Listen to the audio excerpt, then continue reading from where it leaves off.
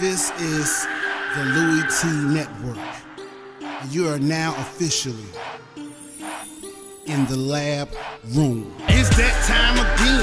It's that time again to go hard in the off season, cause we trying to win.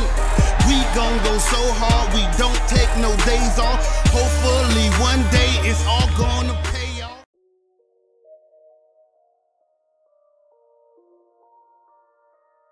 Hey yo, who else could it be? Me, your man, Louie T. Welcome to the 2017 NFL Draft Wrap-Up Series, where your man Louie T aims to break down all 32 teams in the National Football League's 2017 NFL Draft using our baseball grading scale: single, double, triple, home run. There are no strikeouts here in the Draft Wrap-Up Series, as we cannot tell how these players are going to pan out, and I don't want to discount any of these young men before they get their chance in the National Football League. And so we'll get a score for each and every single player selected in X said team's draft. We'll apply bonuses when necessary, divide by the number of picks after getting an aggregate score.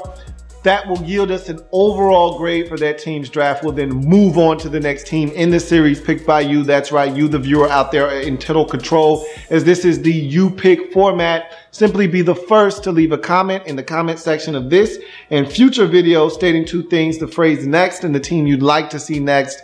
It's really simple. Vikes next, Vikings next, next Vikings, next Vikes, next Minnesota. You get the drift. Don't be too wordy. Again, the fastest usually wins out. Be sure that you are not only following me on Twitter and have the notifications on, but make sure you're subscribed to the Louie T Network and you have the notifications on there as well to be up to speed on when these videos are coming out.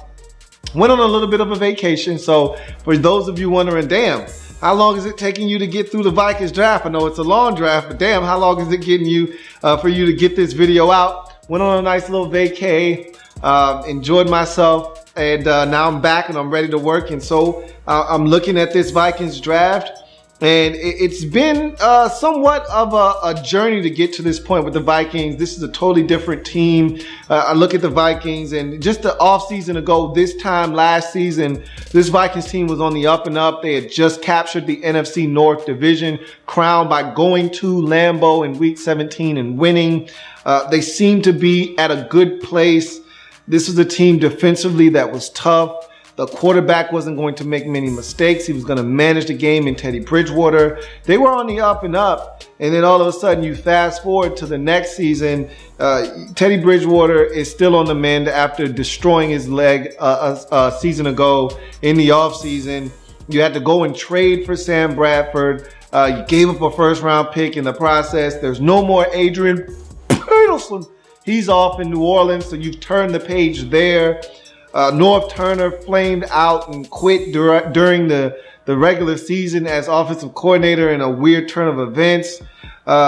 This was just a weird season, off-season, leading into this year for the Vikings, who missed the playoffs and now are looking to regroup. We've always heard from Rick Spielman that this team builds via the draft. They've always done it that way under Rick Spielman. They continue to do that. They don't spend a ton of money in free agency, even though they went out and got offensive linemen in free agency, something that they did last year, but guys got injured. The offensive line was a wreck and a mess last year, and that was part to blame for the destruction of the 2016 season for the Vikings. So this is a team that did go out and spend a few bucks in free agency, unlike the past. However, what they do is they build their core foundation of players via the draft, and this is no different here. Despite not having a first-round pick, 11 selections made in the 2017 NFL Draft. I want to go through every single one of them, so we'll start in the second round with a guy that I thought was a first-round projected selection. First-round talent.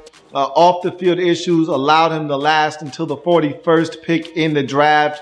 Florida State running back Dalvin Cook is the selection for the Minnesota Vikings in the second round. And they got a steal here. The value here is remarkable because, again, if you're just going off of pure running back talent, Dalvin Cook is a first-round pick. I would put him above a guy that went 8th overall to the Carolina Panthers and Stanford running back Christian McCaffrey. Cook to me is more of a pure running back. McCaffrey can do more things, but if you're talking about from a pure running back standpoint, the feel for the position, the ability to set up blocks, the ability to run through contact, Dalvin Cook is a more pure running back, a guy that you can give the ball to 22 times, 25 times more so than McCaffrey, who you want to give it to maybe 15 times in the run game, another 7 as a receiver, and then maybe he'll touch it another 3 or 4 times in the returns game. Nonetheless, Cook, I'm not going to break him down. Already did that in the Draft Prospects 101 series. Despite doing that, I will say this about Dalvin Cook. You turn the page on Adrian Peterson. He's no longer here. Had been with the Vikings since being drafted once upon a time. You look at that running back position. They're missing an alpha male there last year with Peterson being injured for the majority of that season. They relied heavily on the pass game and in the short passing game, even more so because of the lack of offensive line protection because of the injuries up front. And so Sam Bradford had to get rid of the football. He set the NFL record for the highest completion percentage in an NFL season. But they need to be able to run the football. They play good defense. They want to be able to run the football, control the time of possession. Dalvin Cook's going to help them do that. If they can get better up front, and you think some of the moves made in the offseason, along with guys coming back healthy, should strengthen their offensive line in Minnesota. We'll see what happens. But nonetheless, they needed some fresh blood at the running back position. They make this move, and I think they got an absolute steal in the second round, 41st overall selection. Florida State running back Dalvin Cook is hit up. He's hit deep. Out of hit. The home run for the Minnesota Vikings in the second round as they get what I perceive to be a first-round talent in a very deep running back draft class. They get one of the better running backs in the second round despite not having a first-round selection. I think it's great value where they selected him. Yeah, there's some off-the-field concerns, but one thing's for sure, this guy gets it done on the field. And Dalvin Cook, one of the better running backs in this draft class, lasting to 41st in the second round, allowing the Minnesota Vikings to really address a big-time need for their football team as we move on to the third round. Speaking of the offensive line woes from a season ago, here's a guy that's going to come in and compete and help them address some of their issues up front. In the third round, 70th overall pick, Ohio State offensive lineman Pat Elflein is the selection. This is a guy that played at Ohio State, was a team captain early on. Really high character, high IQ football player. Let's talk about him. 6'3", 303 pounds. The size right off the bat is a big-time pro for him. This is a guy that can play all 3 interior offensive line positions. Was one of the best centers to me. The best center in college football, was the best center in this draft class, if you ask me. It was between him and Ethan Posick. I think Ethan Posick projects more as a guard than center, whereas with me, Elflein is a true center in every sense of the word. Really loves what he does at the center position. Speaking of which, he's technically sound. He's a technician at the center position. Not a lot of wasted movement. Really good hands, feet. Everything is done the right and correct way. And because of that, even when he's overmatched, he still finds a way to compete because he's technically sound. Whereas a guy may be more gifted than him, he's better in the technique facet of things. And because of that, he's able to make up some ground in some other areas where he may lack. And so this guy is taught the right way. You see it on tape. And he does everything in such an efficient way that allows him to win in situations where he probably should not win.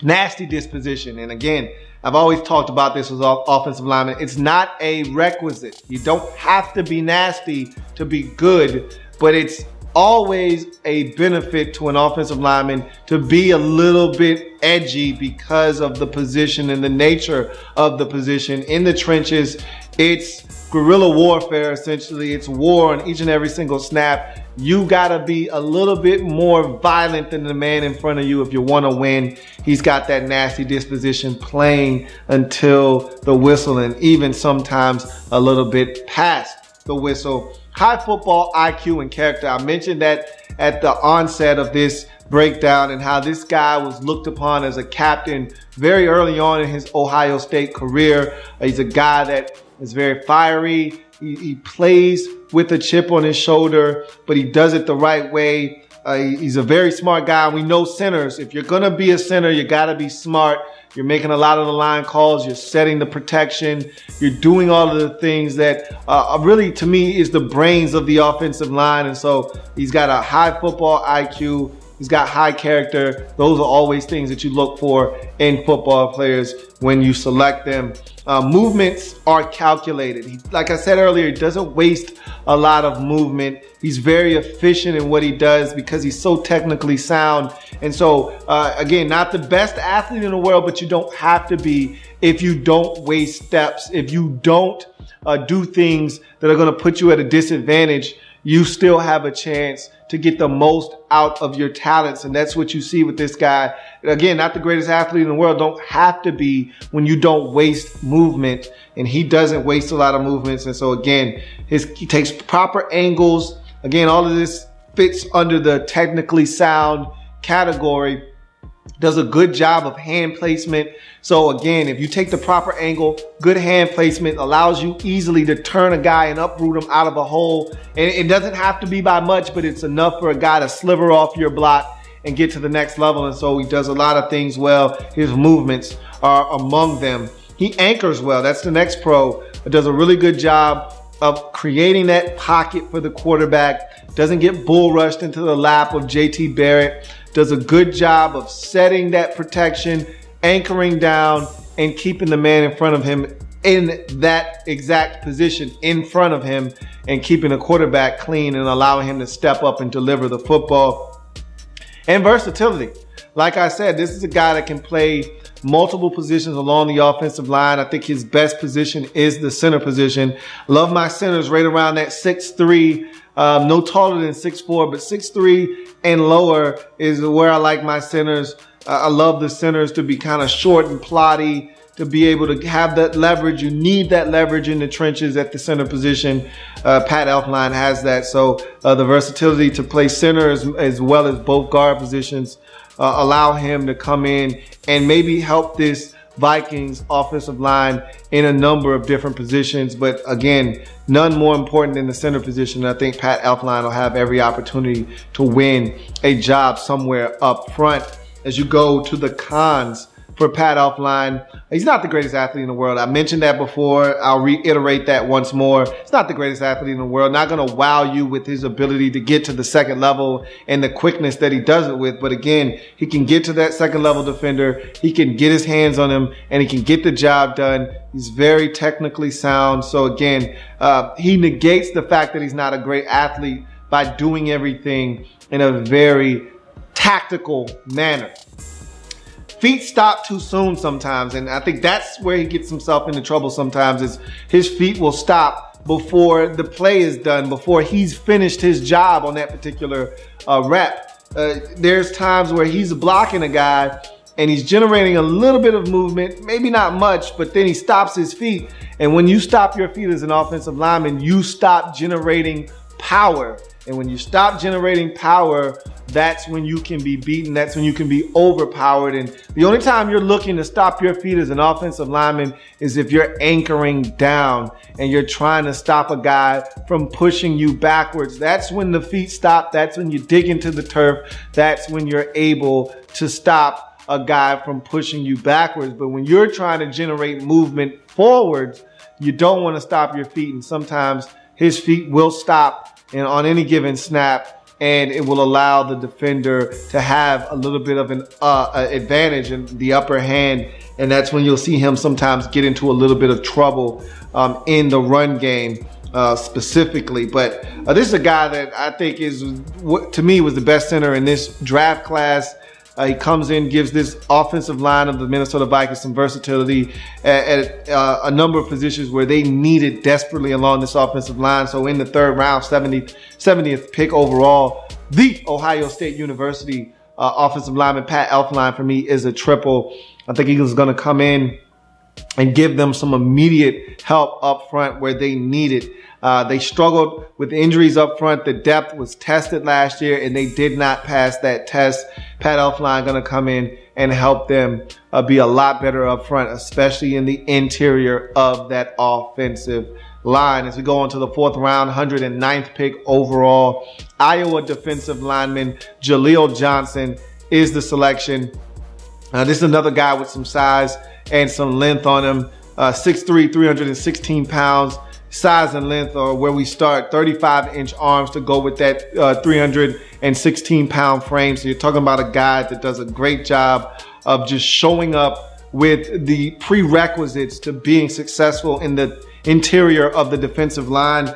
Talk about that size, you talk about that length. That's going to give you an opportunity to win on most snaps just off of his sheer size and length. The extension of the arms. Now, it's one thing to have that length. It's another thing to actually use it and put it to good use and have that be an advantage for you. He does a really good job of extending those arms, locking them out, which gives him that advantage of being able to control the action, get up under an offensive lineman's pads and drive them backwards. He does a really good job of controlling reps and being in control of what's going on. And when you can get your hands on a guy first and extend your arms, you then control the action. You can sway an offensive lineman left or right and get rid of them, discard them. You can stack, you can shed, you can get to the ball carrier. It allows you to have the opportunity to win, and he does a good job of extending his arms.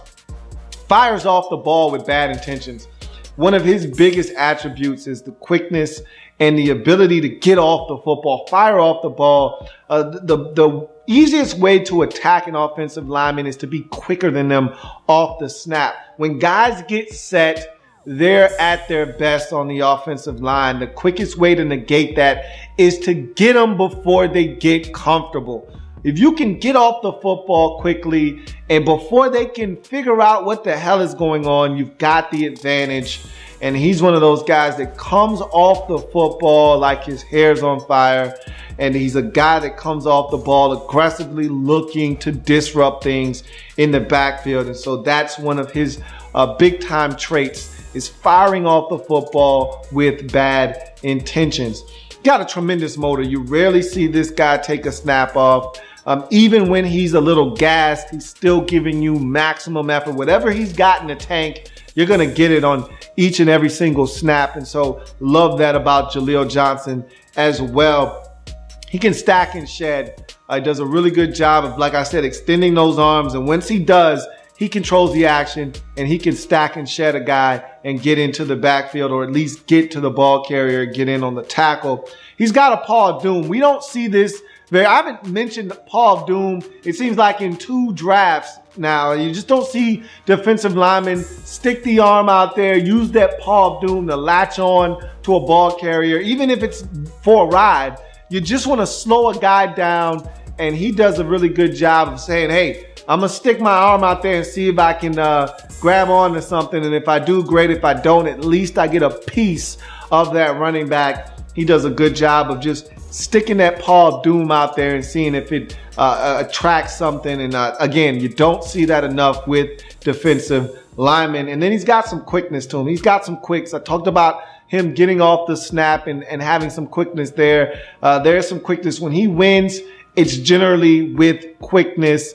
He can win with power, but that's rare. It's more often and more likely that he's going to win with quickness. That's probably one of his best attributes as we go on to his cons. He can get hung up on blocks if he doesn't win initially. If he doesn't win off the snap with that quickness that I just mentioned, then he's a guy that usually isn't going to win that rep. He's going to continue to fight you. He's going to hand fight you. He's going to sit there. He's going to do some things to try to get into the backfield. But most times than not, he's not going to win that rep. He's going to stay on that block if he doesn't win initially. And so that's something he's going to have to do a better job of, is countering. After you don't win initially off the snap, how do you counter to then try to win on your second attempt or your third attempt? He can get hung up on blocks and be rendered irrelevant in any given snap if he doesn't win off of the snap. Better play recognition. I would love to see him diagnose what's going on and be a little bit better at that. Sometimes there's screens and he'll run upfield like a bat out of hell. When it's too easy for a reason.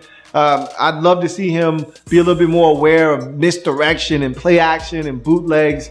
He's chasing the cheese and the bait. He's running all the way on the stretch. That quarterback's already pulled the football back and he's already booting out to the weak side of the play, and he's already running towards the running back. I'd love to see him recognize what's going on just a little bit sooner, to be a little bit more active in the play. He struggles versus double teams. I don't think he's a guy that is going to anchor down versus a strong, solid double team. You can uproot him if you put two guys on him and create some space for your running back. So these are all things that I think Jaleel Johnson can be better at. I think he has a niche in this league as a guy that could potentially get to the quarterback, but I'd like to see him even be better in that facet of his game. But make no mistake about it, he's going to provide them with some depth up front along that defensive line. And in the 4th round, 109th pick overall, Iowa defensive lineman Jaleel Johnson for me is a double. Solid acquisition here in the 4th round. Like what he brings to the table. Think there's some fine tuning that he can do with his game to maybe even take it to the next level. If we go to another 4th round pick for this Vikings football team, when you've got 11 picks, they're going to be multiple picks in multiple rounds. And here's a round where you've got two selections, the second of which, 120th overall, Michigan linebacker Ben Gideon is the selection. 6'2", 244 pounds is where we start with his size. That's good NFL inside linebacker size right there. The league is moving to the smaller, shiftier linebacker. This is more of what you're looking for inside, a guy that is physical, a thumper, and has the weight to be able to take on some blocks inside and not just go around them. And this is a guy that can do that with that size. Physicality, speaking of taking on blocks, physicality, he will take on blocks. Ben Gideon isn't looking to pussyfoot or dance around the block. He's looking to take on that guard. He's looking to take on that center who's coming off that double team head on. He'll meet that fullback right at the line of scrimmage and plug up a hole. He's not looking to go around, and so I can respect that about his game. He's a strong guy. The next pro is strength. 27 reps of 2 1/4, and you see it on the football field. It translates. This is a guy that is extremely physical, extremely strong, and again, willing to take on blocks. He's got good instincts, and again, not the greatest athlete in the world. To make up and offset the lack of athleticism, you better have instincts. Ben Gideon does. There are times where you'll see this guy shoot into the backfield, again, like he's shot out of a cannon, and you don't usually associate lack of athleticism with some of the plays that you see out of Ben Gideon. This guy will shoot into the backfield out of nowhere. There's a play against Rutgers where he just shoots into the backfield before the quarterback even knows what's going on. Ben Gideon is on his ass. You'll see it all the time. J.T. Barrett rolling out of the pocket in that classic Ohio State battle at the end of the 2016 season, and he's hitting him as he's throwing a football down by the end zone. These are the types of plays you see from Ben Gideon where he'll just flash because of the instincts. He'll shoot his gun. He'll shoot a gap. He'll get into the backfield. He'll make a play before you even know what is happening. Patient defender that has the ability to get to the football. I love the fact that this guy isn't one of these players that's out of control. He does a really good job of being patient to get to the football. And again, you can have great instincts. You can go off of first movement, but you also have to come downhill with enough patience to break down so that you don't miss tackles. That's what you get out of Ben Gideon. Solid zone coverage defender. Again, not a guy you want to see in man-to-man coverage, but in zone coverage, I think he does a quality job of doing what it is he needs to do in his zone does a good job of zone matching. So there's some things that he does and does well that allows him to be maybe a guy that can stay on the field on third downs at the next level. We'll see. Special teams maven. This is where this guy's going to make this football team. 23 tackles on special teams in his career. These are the types of guys that make a living in this league for many years to come because they are going to do the dirty work on special teams. And Ben Gideon is one of those types of players. As we move on to his cons, not a tremendous athlete, 4'7", 540. Again, in this league, if you can find a way to be instinctual, if you can find a way to get to the football, we'll forget all about that 4.75. Ben Gideon strikes me as one of those types of linebackers. He will find his way to the football. He reminds me a lot of an ex-Vikings linebacker in Ben Lieber. Lieber may have been a little bit more athletic, but Lieber was one of those tough, hard-nosed guys. Will find his way to the ball carrier. Ben Gideon reminds me a lot of Ben Lieber. He's a liability in man-to-man coverage, however. Lieber was a lot better in coverage than Gideon is. There's a move that Izzo puts on him out of Florida State in the bowl game. Is a perfect example of why this guy just isn't equipped to deal with the athletically gifted tight ends at the next level. Izzo isn't even a great athlete at Florida State, yet he put a move that left Ben Gideon somewhere around the 5 to 7 yard line. He was going to score an easy touchdown. Gideon just said, look, you got me. You're not going to score, though. Yanks him down, pass interference on an early possession in that ball game. And so he's just not equipped athletically to deal with the athleticism that'll come out of the backfield or at the tight end position. I don't think he's a guy you want in man-to-man coverage. And he can get stuck on blocks. He'll take on blocks, but he's not necessarily discarding and getting to ball carriers. If you block him, generally you got him with Ben Gideon. And that's something I'd love to see him be better at, is to maybe extend those arms, take on a block, and then shed that block and get to the ball carrier. Doesn't do that often. If you get him blocked, you got him blocked on most plays. But again, another depth, hard-nosed type of defender. You can always use one of these guys in the 4th round, 120th pick overall. Michigan linebacker Ben Gideon, for me, is another double in this Minnesota Vikings draft. As we move on now to the 5th round, 2 selections here in the 5th round, the first of which, 170th overall pick, South Florida wide receiver Rodney Adams is the selection. I'm not going to lie to you, I don't love this selection. This screams Cordero Patterson replacement. And I don't love what this guy brings to the table. But again, we will see what he brings to the table for the Minnesota Vikings. He's a height and speed guy at 6'1". He's got the requisite size to last in this league, along with the speed to last in this league as a 4'4", guy. So he can run. He's got some height on him. Those are always good attributes. Again, reminds me a little bit of Cordero Patterson. Acceleration, much like Patterson. He's a guy that can run away from defenders. You saw it at South Florida. There are plays where you don't think he's going to get the edge and turn the corner, but he does. And not only does he turn the corner, he runs away from everyone. Like the Syracuse game, that comes to mind as one of his better performances. And he was just running by those Syracuse defenders as if they were standing still. He's a yakster. A lot of their plays at South Florida were hitches and bubble screens and really short passes underneath that they were looking to get yards after the catch. So in order to excel in that offense, you had to be a guy that could get yards after the catch. Rodney Adams was a guy that could get yards after the catch. He's an all-purpose player. Here's a guy that caught it, that ran it. They did a lot of jet sweeps with him and Marlon Mack out of the backfield. So he would get touches in the run game. He would get touches as a screen guy, hitches, anything quick out of the hands of the quarterback. They would throw backwards passes that would also amount to runs. And then, of course, he's also a special teams guy, kickoff return. So this is a guy that gave you yardage in a number of different ways. And so he was an all-purpose type of player while at South Florida. And finally, the aforementioned special teams value. kickoff return guy that could get you some yards in a hurry, much like Cordero Patterson. Big, long, striding athlete that can run really fast, that can help you in the kickoff return game. So again, this is why I kind of look at him as a Cordero Patterson replacement. He looks the part, seems like a similar guy, not really gonna maybe help you as much as a receiver as much as he will in the returns game as a kickoff return man. You go to his cons.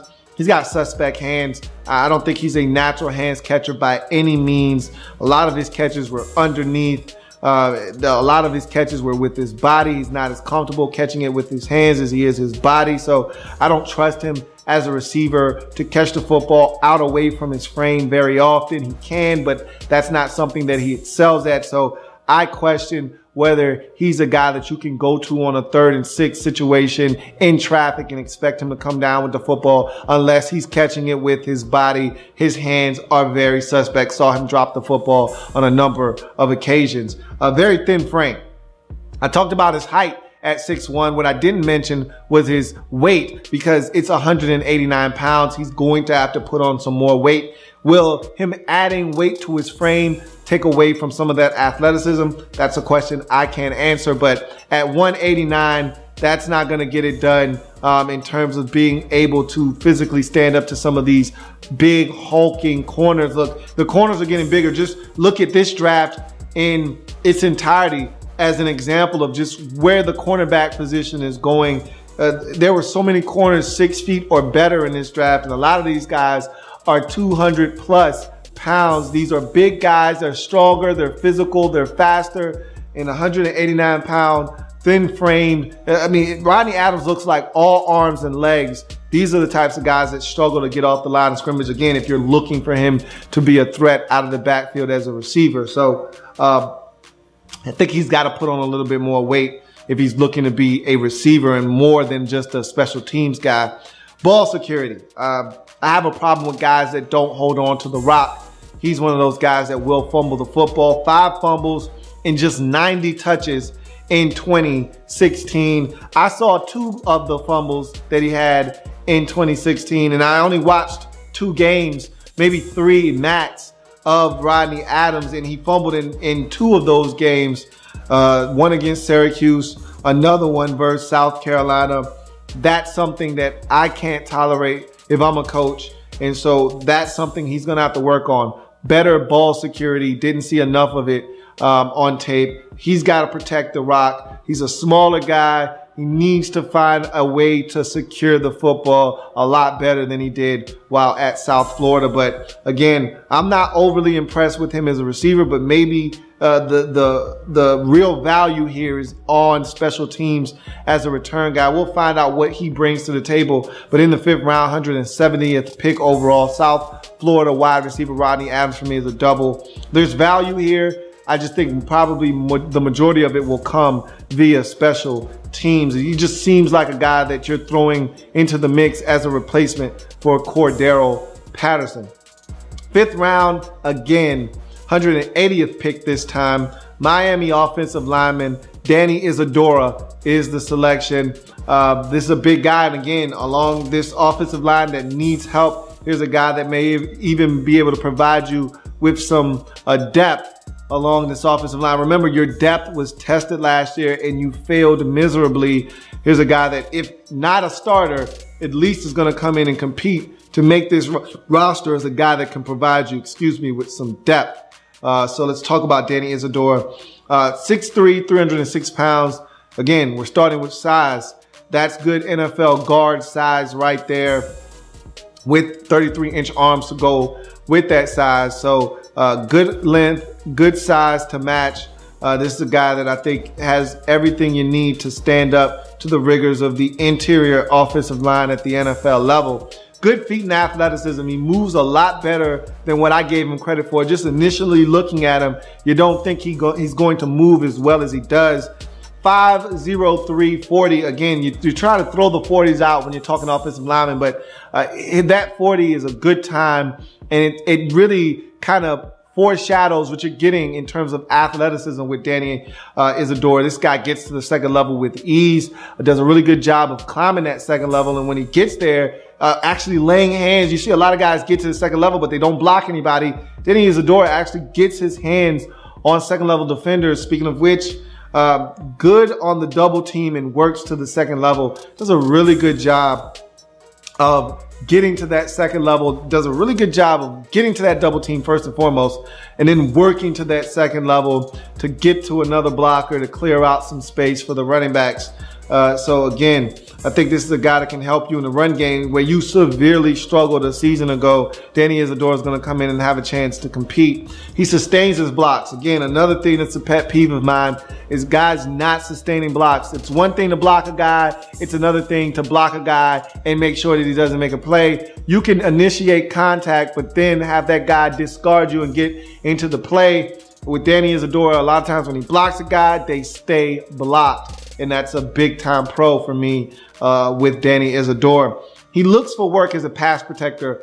Sometimes as a guard or interior offensive lineman, you don't have anybody to block. There's no one directly over you. And sometimes there's just no work available. So instead of you standing there wandering around aimlessly, if you're an offensive lineman and there's no one to block, you make sure that there's no delayed blitz. Once you identify that no one's coming on a green dog, go and find work. Don't just stand there and do nothing. Go and find work. Go help a teammate. Go and wallop a guy that's engaged with one of your fellow offensive lineman comrades. Go and find someone to tattoo on that particular play. You don't have to tell Danny Isadora that. He's looking for work in the past game. And again, another one of those values I can respect with him. He's looking to make sure that everyone along the offensive line that is of close proximity is good when he doesn't have someone to block. He's got some quality hands in terms of his punch. Does a really good job of getting those hands out there quick, short, abbreviated punches that really stun the defensive lineman, give him a chance to set up shop and keep that defensive lineman at bay. So I think he's got some quality hands that fire off quickly. It's firm. It's right to the point. Does a good job of keeping guys at bay. And then he started 3 years at Miami. That's something to wear on his as a badge of experience. You want to have guys that have done it for a long enough period of time so that you can trust them moving on to the next level. And ACC football, nothing to look down your nose at. To do it for 3 consecutive years and at a high level speaks volumes for Danny Isadora as he moves to the next level. As we get to his cons, he's got a wide base with some balance issues. Sometimes his feet are spread too far apart. Anytime your base, and you know, that's where your power comes from. That's where your balance comes from. If your base is too wide, you're going to be a guy that can be easily knocked to the ground. You're going to be a guy that can be easily uprooted and moved. You need to have your feet be shoulder width apart, not too wide, or else you'll find yourself at a position of disadvantage. And sometimes that will create a situation where he is being easily able to beat. And if you need to redirect and your feet are too far apart, you're not going to be able to make that sudden movement to then adjust to make that block. So a lot of times with that wide base comes balance issues and a lot of times mistakes and lapses in protection. Quickness can be problematic, and you saw this to me, where it was on its best display was against Virginia Tech. They had an interior offensive lineman named Barron that just was going to work on Danny Isadora, beating him with quickness repeatedly in that game, really making life miserable for Brad Kaya and company. I thought Isadora on tape, that was one of the games that I thought he struggled in. And it was just with quickness. Guys don't really bully him, but it's the quickness that can really affect him. And that's something he's going to have to work on at the next level, is adjusting to quickness off the snap of the football.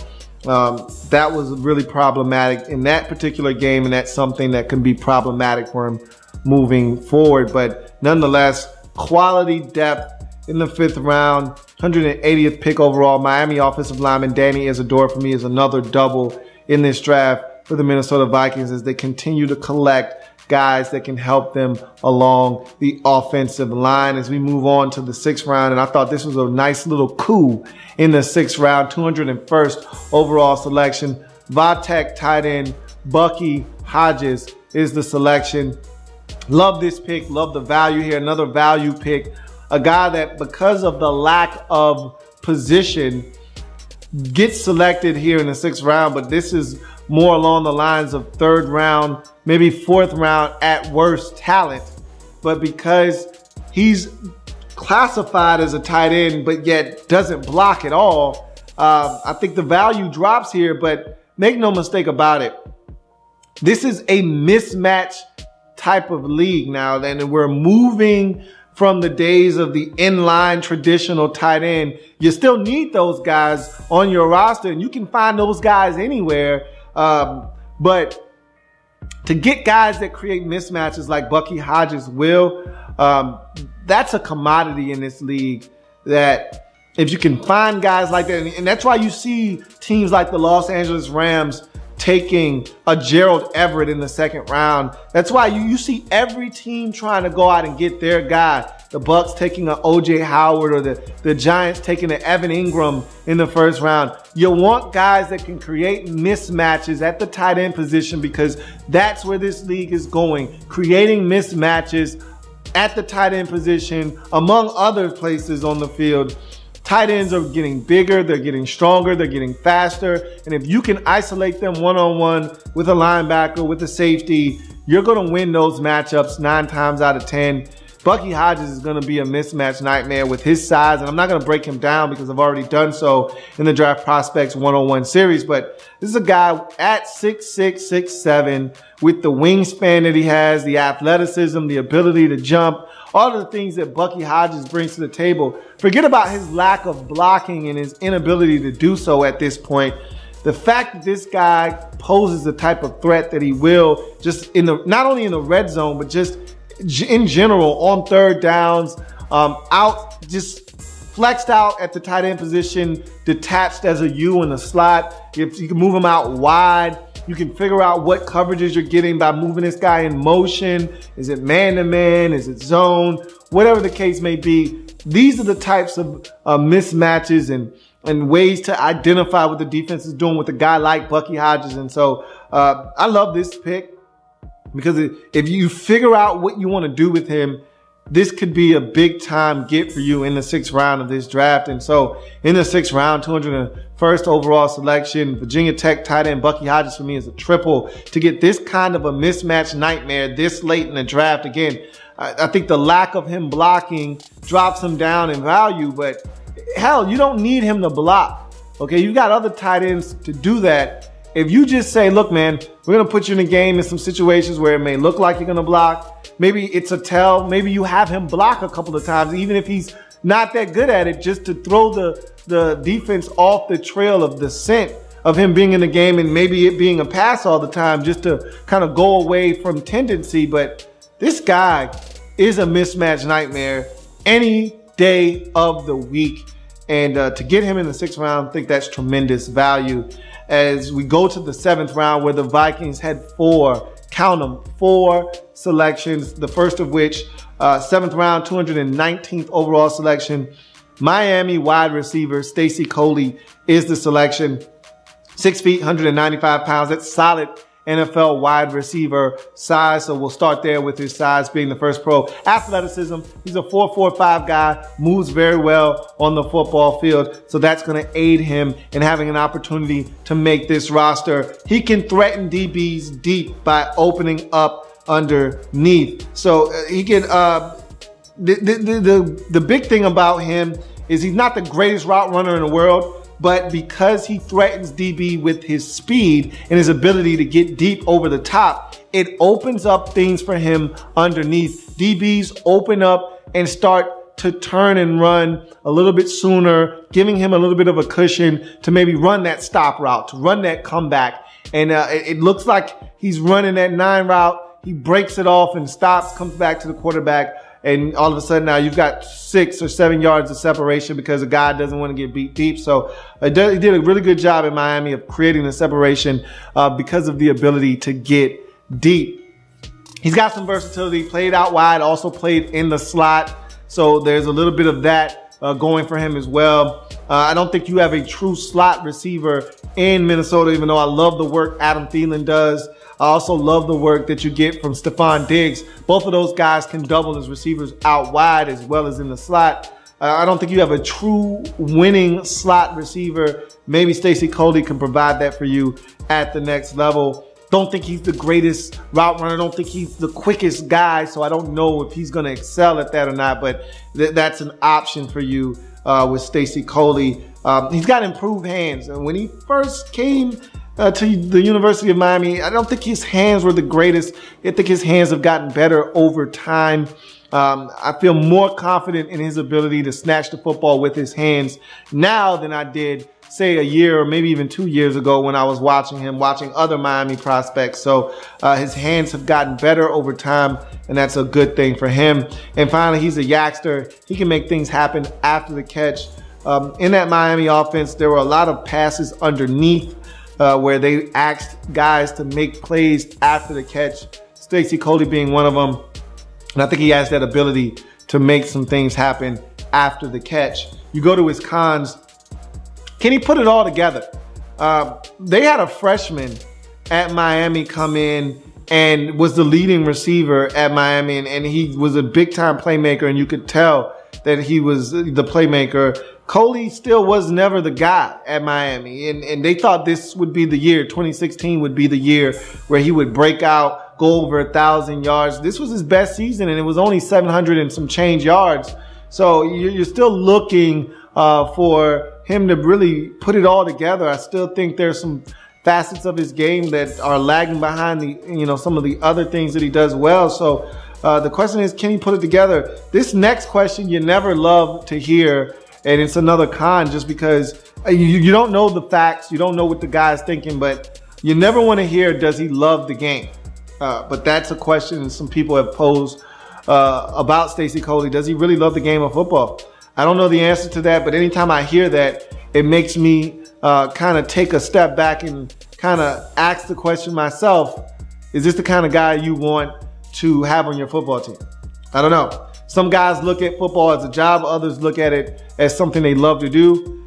You would love everyone ideally to love the game, but that's not always the case. And there's not always going to be 100% of guys in your locker room that actually come to work every day and look at football as something that they are paid, that they enjoy doing more so than a job. So in any event, can he stay healthy is the final con. Guy had a shoulder injury in 2014, had a hammy that he was dealing with in 2015. And these are all part of the reasons why you ask, can he put it all together? Can he stay healthy? Can he catch the football consistently? Can he get open? Can he win? These are all things that you ask about Stacy Coley. Can he put all these things together? I don't know. We're going to find out, but not a bad flyer to take in the 7th round on a receiver that has some upside in the 7th round, 219th pick overall. Miami wide receiver Stacy Coley for me is another double as the Vikings continue to churn out doubles as we go to the next 7th round pick. 220th pick overall, Northwestern edge rusher Ifeadi Odenigbo is the selection. And this is a guy that is extremely raw, but I said the same thing a couple of years ago when the Vikings selected Danielle Hunter out of LSU in the 3rd round, I believe it was. Thought he was extremely raw. Didn't see this guy contributing early on, and Danielle Hunter had a fabulous rookie season.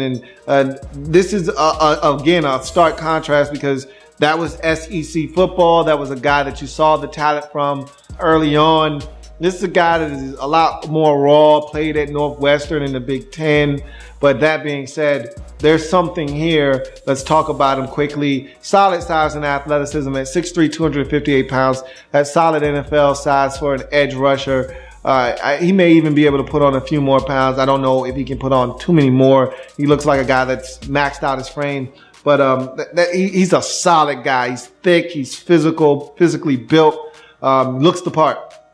He's an athlete, 4'7", 240. He can pick him up, put him down. You see that when he gets a chance to open up and run, you see it. He's chasing guys down and he's getting a part of the action. He's being a part of the action. So there's some athleticism and size there, definitely. 25 reps of 2 1/4. This guy's strong and he looks the part. Again, this guy looks the part of an NFL football player. He's chiseled, he's thick, he's built well, and that those 25 reps of 2 1/4 speaks to that. He's got a mean bull rush, and that kind of speaks volumes. As far as the strength is concerned, and those 25 reps that I just mentioned, that bull rush is legit. And if you don't anchor down and he catches you, he's going to uproot you and move you. And next thing you know, he's in the lap of the quarterback. And he's got a little bit of a counter spin off of that bull rush. Sometimes that bull rush doesn't work.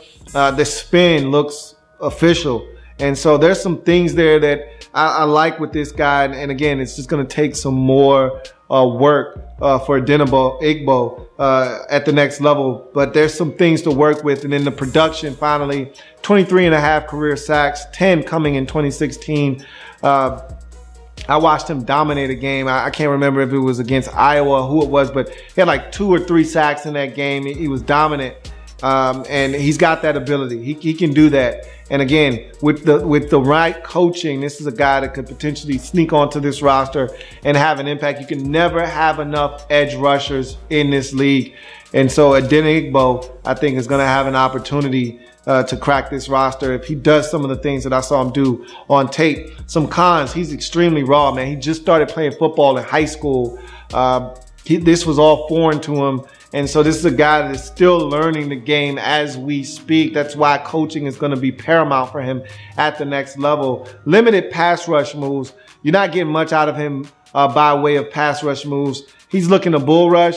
And when that bull rush doesn't work, he's looking to bull rush. So generally speaking, you're getting a bull rush out of this guy. You may occasionally get a spin. You may occasionally get speed. But for the most part, he's looking to jack a guy up, put him on skates, and get back to the quarterback. And finally, he doesn't look the part of a run defender at this point. I thought he would be, because of his look, his build, I thought he would be just a terror in the run game in terms of, start at the point of attack, stacking and shedding, getting to the ball. Nope. He may stand up and stack a guy. He's not shedding. He may hold his ground every so often in the run game, but for as physically built as he is, I don't see him being instrumental in the run game. And again, some of that could be coaching, lack of development in terms of the run game. And so you get your hands on this guy, you coach him up, and maybe he turns into a better all-around defender. But right now, he's just looking to get to the quarterback, and he's looking to do it via the bull rush. But there's stuff here. And this is what you do with guys like him. You take them in the 7th round and you try to develop them. And whether they make your roster or they don't, and you stash them away on the practice squad and continue to work with them, there's stuff here. And so in the 7th round, 220th pick overall, Northwestern edge rusher, Ifeadi Odenigbo is a double for me as we move on to the final 2 picks in this Vikings draft. 7th round, 232nd pick, Kansas State linebacker Elijah Lee is the selection. So this is a league where you need more athletes on the field everywhere. The Vikings are very athletic at the linebacker position. This is just going to add to that. 6'3", 228 pounds. His athleticism, 4'6'5", at 38-inch vertical. You see that this guy can run sideline to sideline. He's really good in pass coverage. Closing burst is the next pro. Again, this is a guy unblocked. He's a problem. He's going to get in the backfield. He's going to make a play. He's going to shoot a gap. He's going to be impactful. He's a patient defender. Not one of these guys is going to overcommit. Not one of these guys is going to come downhill so fast at a rapid rate that a guy can just cut back on him and make him miss and he flies by. He's very patient. He's calculated in how he decides to attack a play or a ball carrier. And so patience is a virtue unless you take too long and you find yourself getting blocked on a play. He'll take on blocks, even though he's a smaller guy. He's a long guy, and sometimes he'll be able to take on blocks and win with that length. Also, he's comfortable in man or zone coverage. I think if nothing else, he has a niche that he can carve out for himself at the next level as a nickel linebacker that can run with these tight ends, has the length and size to go with these tight ends at 6'3", 228, but also in zone does a good job of getting depth, getting some drops, reading it in keying eyes of the quarterback and making plays that way. So I think that's something else he can excel at. Used as a blitzer, I wasn't impressed with him as a blitzer. He's one of those guys that if he's not blocked, he can hit home. Obviously, that's not saying much, but in terms of creativeness, in terms of him timing it up great, I don't really see that from him. I didn't really see that from him at all. And then he's a solid tackler, 110 tackles in 2016. He's one of those guys that he's just around the ball, not necessarily in an aggressive manner, but you know, when the pile is pretty much peeled off of, you'll see Elijah Lee in there and he'll get a half a tackle. You know, he just finds his way to the football. Not always impactful, but he's around the football. As you go to his cons, his size, it's a league where the linebackers aren't getting bigger, but rather smaller and quicker and more agile. But at 6'3", you would love this guy to be 240 pounds at 6'3", and not 228 pounds. But nonetheless, it is what it is. Doesn't locate the ball well enough in coverage. There are times where he is there. He is running down the seam with the tight end on a seam route. He is there. All he has to do is turn his head and he will have an opportunity to make a play on the football, and he simply will not do it. And so if he's going to carve out that niche for himself, he must locate the football, because these quarterbacks at the next level, you've got one in your division named Aaron Rodgers that will throw it. If they see numbers, that receiver is open, they will throw the football. He has to find a way to locate the football. And then finally, there's not one demonstrative trait. There's not one demonstrative trait that he has that stands out above the rest that makes me say this is a guy that's going to make this roster and feel very confident in saying so. He just seems like a guy that if he can't find a way to excel on specials and carve out a niche for himself in the pass game as a defender, I just don't know how Elijah Lee is going to survive on this Vikings roster. We'll see. I'm not very confident, but we'll see what happens in the 7th round, 232nd pick overall. K-State linebacker Elijah Lee is a double. He may have been better served going back for one more year at K-State. Maybe he felt like his time was up. Maybe he had some financial issues and some strain there. I don't know. I never like to get into that, but he had another year of eligibility. Maybe it would have been better suited to go instead of to be a 7th round selection. We will see. And then finally, the final pick in this long marathon of a draft for the Minnesota Vikings, 7th round, 245th pick overall, NC State defensive back Jack Tojo is the selection. 6 feet, 202 pounds, good size there. He's a strong guy. You look at him and he's chiseled at 6 feet, 202. 21 reps of 2 1/4 tells you all you need to know there from a strength standpoint. He's stiff, got a stiff and sticky jam at the line of scrimmage. He will put his hands on you and molest you physically at the line of scrimmage. I love that because, again, he's not the type of guy that's going to carry out that long speed. So if I can disrupt your timing at the line of scrimmage, all the better for a guy like Jack Tojo. Plays confident press coverage. He'll get in your face. He'll challenge you. He's very confident. You can beat him for a 67-yard touchdown. He's still going to get in your face. He's still going to challenge you at the line of scrimmage. He's still going to be there. And I like that about Jack Tojo. Love the fact that he's willing to come in your face. There are a lot of guys that will just play off coverage and they're content with giving up the underneath stuff. They don't make you work for the 6-yard stop or the 7-yard comeback or the speed out. They'll give that up. They don't want to get beat deep. Jack Tojo is not conceding anything. You're going to have to work for everything, and I love that about Jack Tojo. He can travel, can play both sides of the field. Saw him flipping the sides of the field at NC State, so that's also a nice little added caveat for him. He will tackle. He'll come up. He'll be physical, put the body on the line. Like that about Jack Tojo. And also good plant and drive to go and attack the football. It does a really good job of planting and driving on the football. And again, contesting everything underneath. Cons, lacks makeup speed or long distance speed. 4.5 40, 4.5 440. He's a guy that you can beat deep. If that jam is not successful at the line of scrimmage and the receiver is able to get on top of him, usually he doesn't get back into the play.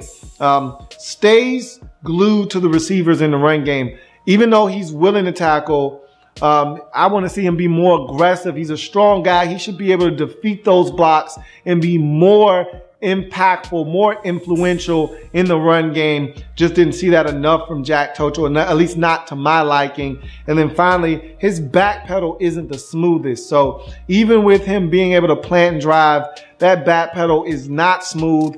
It does prohibit him from maybe turning and running fluidly with receivers, giving up a little bit of space. Again, he doesn't have the long distance speed to give up a step or two. And so when that back pedal is a little bit choppy, there's some wasted steps there. All it takes is one wasted step for a guy that's faster than you to get on top of you and you not be able to get back into play when you don't have the makeup speed, which Jack Tojo does not. But again, he's another defensive back that you throw in the mix and you give him an opportunity. I like Jack Tojo. I like him a lot. He looks for the football. He makes plays on the ball. I think there is a place for him in this league. If he can play special teams, this is the type of guy you want to work with. In the 7th round, 245th pick overall. NC State defensive back Jack Tojo for me is another double to round out this Vikings draft. It's a long one, 11 selections in all. No first round pick, but they made up for it with some good quality selections. So good quality throughout, a bunch of doubles, a couple of triples, a home run. Let's quickly score this draft for the Vikings. You get the home run with your 2nd round pick in Dalvin Cook. You get 2 triples with Bucky Hodges and Pat Elflein in this draft. The other 8 selections are all doubles, which nets you 6 doubles bonuses. And so you tally all of those up. It's a 38. You divide by the number of selections, 11, and it's a 3.45 triple for the Minnesota Vikings in the 2017 NFL Draft Wrap-Up Series. Another masterpiece potentially for Rick Spielman on a very talented Vikings roster. We'll see if it all comes together for them in 2017. It's going to do it for the Vikings and their draft prospects, or their draft wrap-up series, excuse me. If it happens in the National Football League, whether big or small, we cover it all here on the Louie T Network. Come back and join me as I continue to break down anything and in the National Football League. These videos are going to start coming out at a very rapid rate. So all I got to do is ask you once more. Who's next?